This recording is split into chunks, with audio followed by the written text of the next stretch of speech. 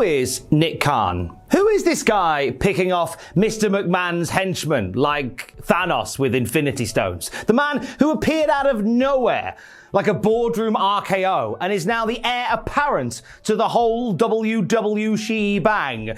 Let's take some time out to get acquainted with the humble past, the present endeavors, and the potentially megalomaniacal future of WWE President Nick Khan. Now let's go back to Las Vegas in the early 60s. It was where and when the parents of Nick Khan made their home. They were immigrants from Iran looking to raise a family in America. And this led to the arrival of our boy Nick and his sister Nanachka Khan, who you'll know as a writer and director of things like Don't Trust the Bee in Apartment 23 and Young Rock. Now, in their early years, they moved around a bit, did the Khans, from Vegas to LA and Hawaii, finally back to Vegas. And a lot of Nick's story is actually based in Las Vegas. He went to public school there where he was a model student. In fact, in an interview, he revealed that his parents said to him and his sister, if you guys do well on your grades, you can do whatever you want.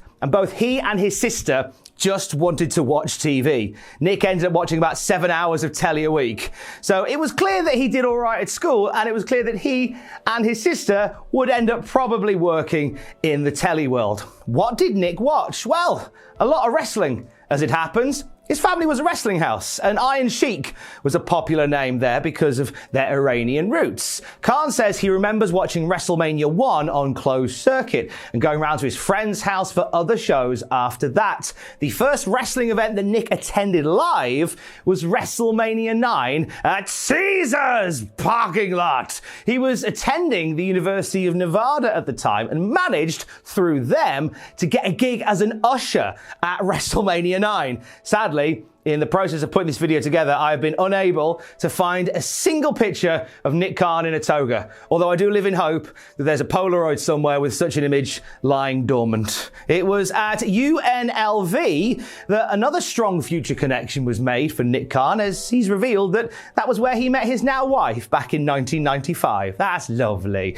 That job, helping people to their seats on the night that Hulk Hogan shoehorned a leg drop into the Mania main event, was the last time, for a little while, that Nick Khan would work within the wrestling business. Instead, he spent 7 years working as a practicing attorney from the year 2000 onwards, having earned his stripes at Whittier Law School in California. He's still actually listed on the State Bar of California, but his status is inactive. But his address is listed as WWE HQ, in case, I don't know, you want to pop by and say hello or ask about an issue with a tree from your neighbour's garden casting a shadow over your koi pond or whatever. Anyway, he was ready for a change after about 7 years of legal beagling, and he wanted to explore the agency world. He joined Broder Webb Shervin Silberman, who owned a TV production house in Beverly Hills, and there he opened a sports division. And it was during his time working with them, he was involved not only with some big movements within the company, not only with a merger that put them with another company, but he would represent some really heavy hitters in the media like Keith Olbermann, Nancy Grace, and Max Kellerman. His skills in this realm were very apparent to talent agency CAA, Creative Artist Agency, and they welcomed him into their gang in 2012, where he became the co-head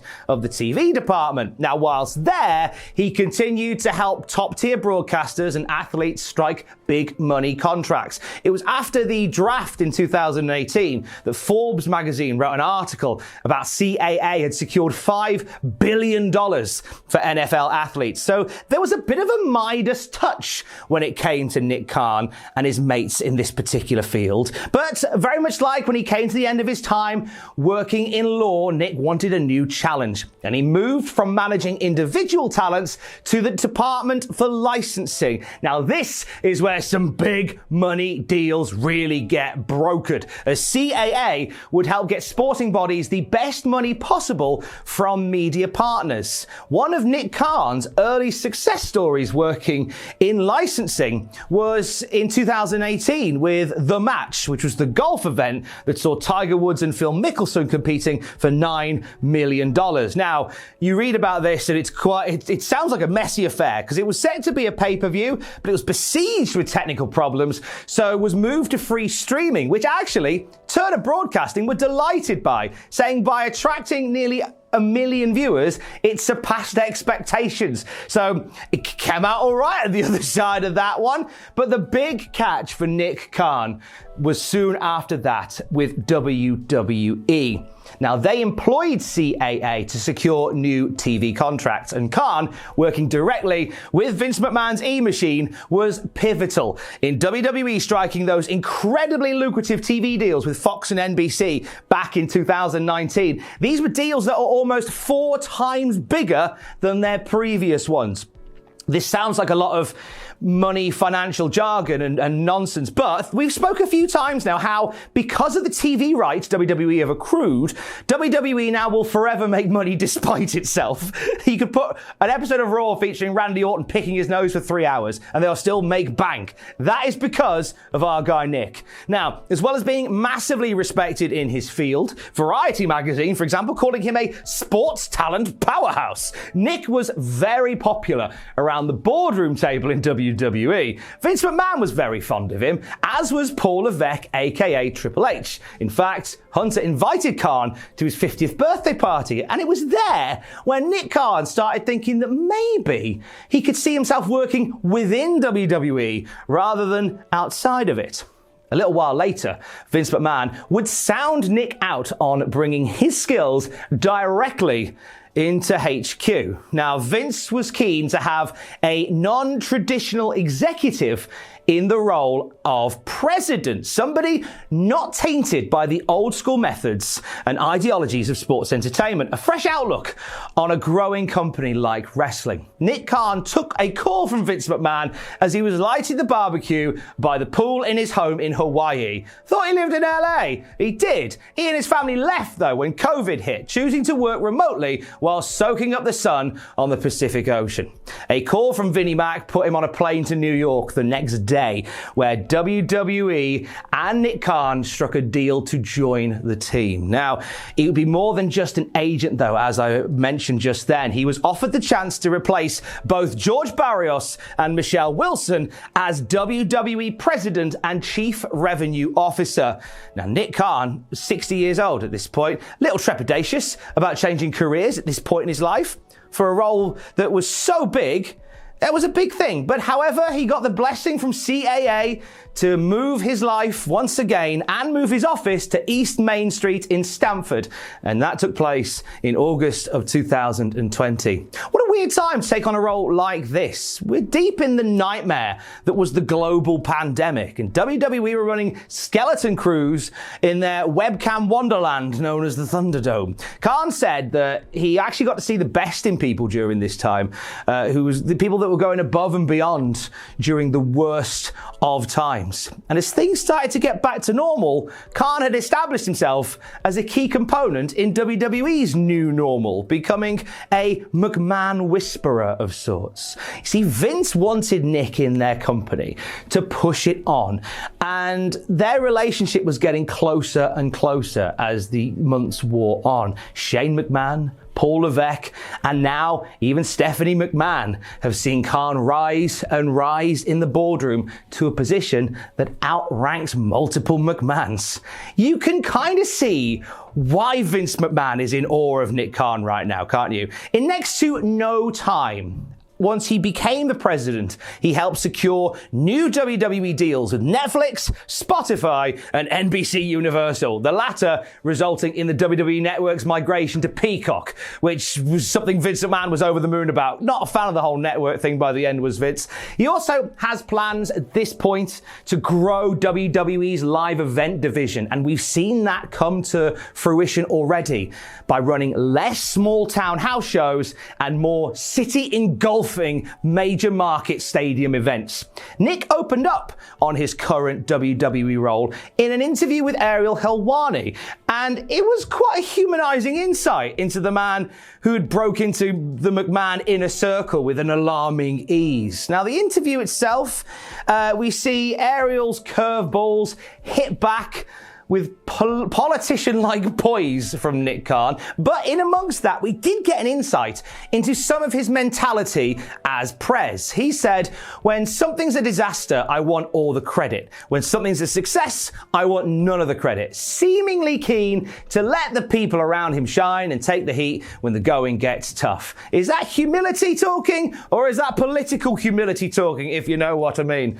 I guess we'll find out in years to come, because there have been some occasions where we, as fans of WWE, have shaken our fists to the air and shouted, Khan! Which maybe proves the point that he's making. So, that he's taken some of the heat for a lot of the decisions. Now, there's two that come to mind when we talk about those sort of things. Mass talent releases, and the conversation that is almost constant around the apparent inevitability of the sale of WWE. Let's talk about the former first of all. Nick Khan isn't solely responsible for the sheer amount of future endeavors we've seen over the past few years, despite the fact that he and John Laurinaitis are presented as the masterminds of mass releases. WWE were doing this long before Nick was in office as president. He is involved in those decisions, absolutely, but with a collective of others and a buck that stops at Vince McMahon. I'm not saying he's getting out of it, but there's other people in the mix there. When it comes to hirings, though, we can talk about Nick Khan spearheading WWE's Next in Line. This is where sports athletes get the chance to be fast-tracked to WWE, bypassing the whole earn your stripes on the indies malarkey. We can talk about that.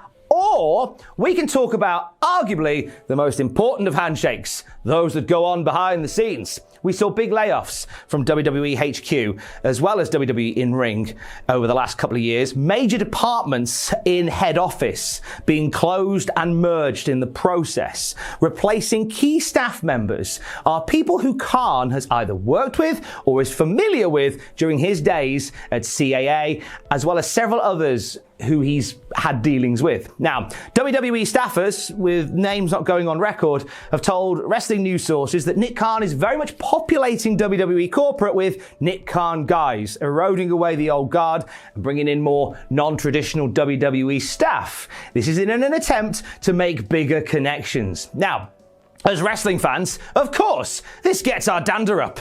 Wrestling should be run by wrestling people who get wrestling, the sport that we love. And we balk at the idea of a non-wrestling fan getting to grips with wrestling, and sometimes rightly so. Do you remember that WWE writer who said that she didn't watch wrestling, talking about how the WWE champion is Bobby Ashley? That was a thing. That's one case, no doubt not the only one, of when looking for dollars over desire or pounds over passion can go very wrong. Now, what of that desire or passion should WWE go all the way and be sold? This is something that Nick Khan is asked about on the regular, moving on from talking about those handshakes that build a company to the handshakes that would potentially sell a company. In terms of WWE being bagged up, every time Khan is approached about using the price gun on the E-machine, he replies with, "We're open for business." That's a yes, isn't it? Well, yes and no. You see, our Nick is open-minded, arguably more so than McMahon in many ways. And if a credible money-spinning idea comes through, he said he'll listen. Khan's remit is to grow the company and make money. That's why he said in an interview that he'd love Raw to be 7 hours long so he could make all the money. Getting the right price for a one-of-a-kind mom-and-pop media powerhouse would make a lot of backroom people happy. But WWE being sold is something unfathomable to us fans of a certain vintage. This is the company that Vince McMahon gambled everything for. The company that is his great success, his life's work, his every consuming moment. You watch an interview with him like the one he did with Pat McAfee, and that is still the case. The idea of NBC or Disney buying it for fans, that's a worry. But as I said in a previous video, if anybody is likely to flog the Fed, it's going to be Nick Khan. He was a wrestling fan as a kid, that is for sure. And there is a love for wrestling. But he doesn't have the romantic attachment that many do to the graps like you or I or other people who work within it, which is probably what makes him the ideal candidate to lead it in a business sense. There's a love for wrestling, but not a blind love for wrestling, if you get me. What does the future hold for Nick Khan with WWE? I say that. I'd argue a better question is, what does the future hold for WWE with Nick Khan? You see, this week Khan has gained even more power as he takes on Stephanie McMahon's role as she steps away, albeit temporarily, as Chief Brand Officer. He does so at a time where he has Vince McMahon's blessing to terraform Titan Towers, bringing in like-minded people to run WWE day to day. I foresee everything the light touches becoming Nick Khan's kingdom when Vince McMahon steps away voluntarily or otherwise, and the company going to the highest bidder soon after. I know that sounds really depressing, but WWE will continue regardless. It has to in some facet if it's to be sold. Whilst his methods may not be to everybody's liking, and he's the fall guy for a lot of these rough moves, there is something to be said for the businessman Nick Khan. You see, if Business Nick runs the company for the long haul, I take some comfort in knowing that in his heart, he's a wrestling fan. Sure, not as in-depth as you or I are, and he thinks Raw should be a quarter of a day long every single week. I don't think he really means that. I don't think he does. Does he? No. That's not a thing that'll happen, and I think Nick knows it too. But he is somebody who, sure, will not have the love goggles for wrestling like the other wrestling Khan does, but he has an innate respect for it to steer it in something that to us resembles the right direction. If he doesn't, well, it won't matter when he sells it anyway. He'll be back behind the barbecue in Hawaii, so we'll figure that out from there. We'll do a the truth about Walt Disney video when that happens, I guess. Stay safe. Thanks for watching. Love you. Bye.